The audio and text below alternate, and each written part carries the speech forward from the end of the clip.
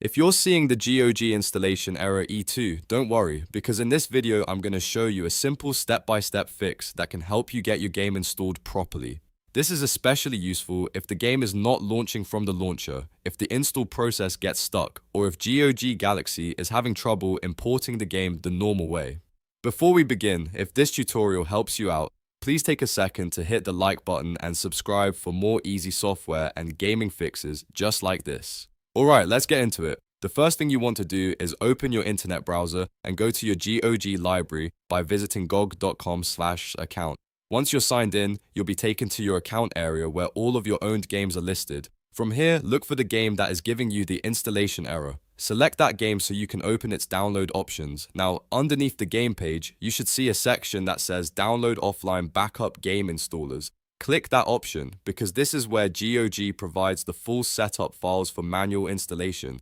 This is often the easiest way to bypass installation issues inside the launcher. After that, download all of the necessary setup files for the game. Depending on the size of the game, this may include multiple parts or involved parts, so make sure every required file is fully downloaded before you move on. Once the downloads are finished, open your download folder and locate the game's setup file. Run the installer and follow the on-screen prompts to complete the installation. If Windows asks for permission, allow it so the setup can continue normally.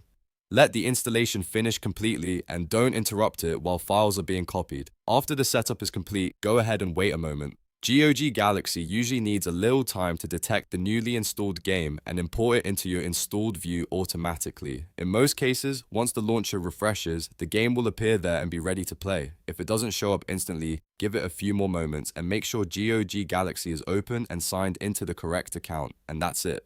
By downloading the offline backup installer and running the setup manually, you can often fix the GOG installation error E2 and get your game imported into GOG Galaxy without any extra hassle.